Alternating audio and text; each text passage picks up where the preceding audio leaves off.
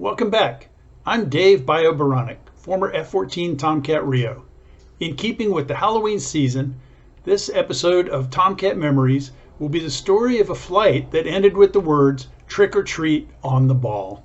For background, U.S. Navy aircraft carriers had two basic operating modes.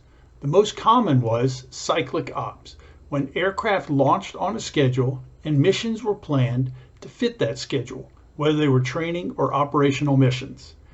In my experience, we usually used a 1 hour and 45-minute cycle, which was known as a 1+45 cycle. That means that launches started 1 hour and 45 minutes after each other. If the first launch was at 12 noon, the next launch would be at 1:45 p.m. And aircraft from that first launch would recover after the second launch, and so on throughout the day and night. Cyclic ops helped a lot with planning for maintenance and keeping things on schedule and simple on the flight deck. But it reduced tactical flexibility a little bit. If your aircraft needed to fly a longer mission, then it would just double cycle, for example, or instead of a 1+45, it would be a 3+30. With aerial refueling, this wasn't a problem.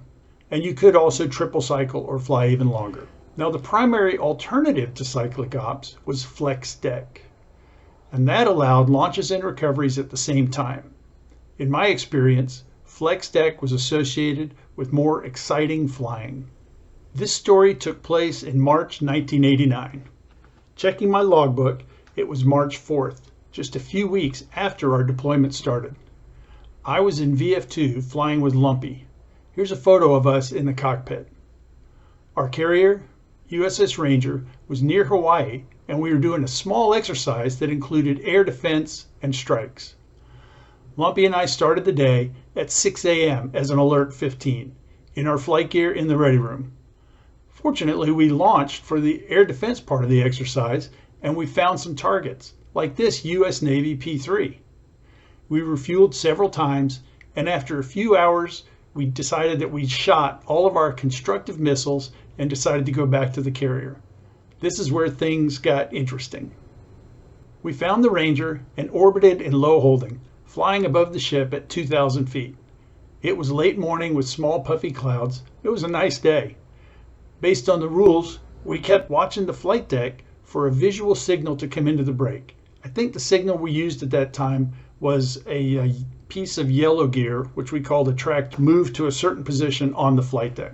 While we were flying in low holding, we also kept a visual lookout, but no other Tomcats joined us. I guess they wanted to stay out and keep flying.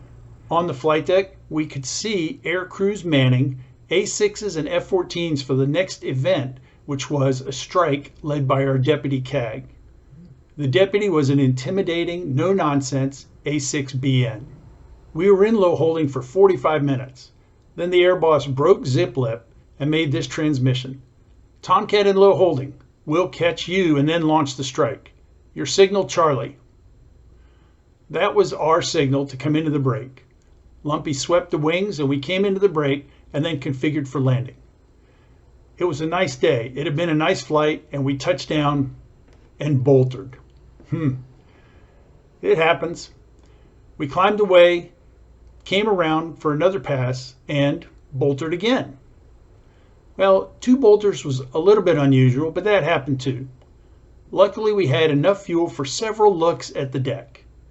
I was watching everything as good as I could, and I didn't see anything unusual. I'd also been flying with Lumpy long enough to know he didn't like a lot of help. The LSOs didn't have any helpful tips either. So we climbed away in silence, came around again, and boltered a third time. I think Lumpy was the first to comment in our cockpit, something like, "I'm trying." I could hear some frustration in his voice, but his flying was steady and confident. By now we were fuel critical, and we both knew it. As we turned downwind, we agreed that we had one more look at the deck. As we turned off the 180 to commence our approach, I made the radio transmission that I only made once in my career. "Trick or treat on the ball." That's it. Since it was zip lip, that was the only call on the radio, it came through loud and clear. And it meant this: on this pass, we had to either trap or we would need to aerial refuel. Lumpy flew another smooth approach, but we boltered again. This was the 4th time. The air boss said, "Climb straight ahead. Tankers at your 1 o'clock." I can still remember looking up as we climbed away, looking up and seeing that KA-6 zoom down right in front of us. I mean, it was smooth.